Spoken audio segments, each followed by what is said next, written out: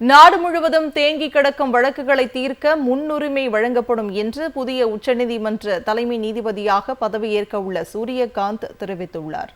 உச்சநீதிமன்றத்தின் புதிய தலைமை நீதிபதியாக பதவியேற்க உள்ள சூரியகாந்த் செய்தி நிறுவனத்துக்கு பேட்டியளித்தார். அதில் உச்சநீதிமன்றத்தில் மட்டும் 90,000 வழக்குகள் நிலுவையில் உள்ளன. வழக்குகளை பட்டியலிடுவதில் தாமதமா அல்லது வழக்குகள் அதிகரிப்பா என்பது தெரியவில்லை என்று கூறினார்.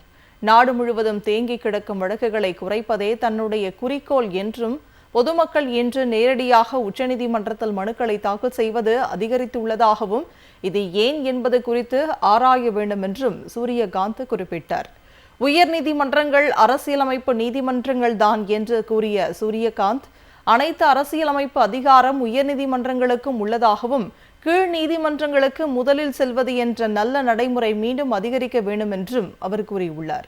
பல வழக்குகள் உச்சநீதிமன்றத்தில் நிலுவையில் உள்ளதால் கீழ் நீதிமன்றங்களில் விசாரிக்க முடியாத நிலை உள்ளதாகவும், இந்த வழக்குகளை விரைந்து விசாரிக்க தனி அமர்வுகள் அமைக்கப்படும் என்றும் உச்சநீதிமன்றத்தின் புதிய தலைமை நீதிபதியாக பதவியேற்க உள்ள சூரியகாந்த் தெரிவித்துள்ளார்.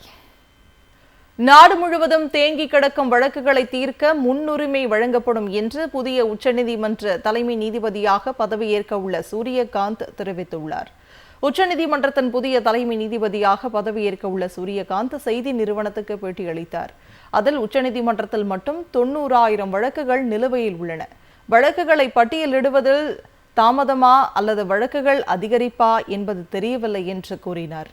நாடு முழுவதும் தேங்கி கிடக்கும் வழக்குகளை குறைப்பதே தன்னுடைய குறிக்கோள் என்றும், பொதுமக்கள் இன்று நேரடியாக உச்சநீதிமன்றத்தில் மனுக்களை தாக்கல் செய்வது அதிகரித்துள்ளதாகவும், இது ஏன் என்பது குறித்து ஆராய வேண்டும் என்றும் சூரியகாந்த் குறிப்பிட்டார். உயர்நீதிமன்றங்கள் அரசியலமைப்பு நீதிமன்றங்கள் தான் என்று கூறிய சூரியகாந்த், அனைத்து அரசியலமைப்பு அதிகாரம் உயர்நீதிமன்றங்களுக்கும் உள்ளதாகவும், கீழ் நீதிமன்றங்களுக்கு முதலில் செல்வது என்ற நல்ல நடைமுறை மீண்டும் அதிகரிக்க வேண்டும் என்றும் அவர் கூறியுள்ளார்.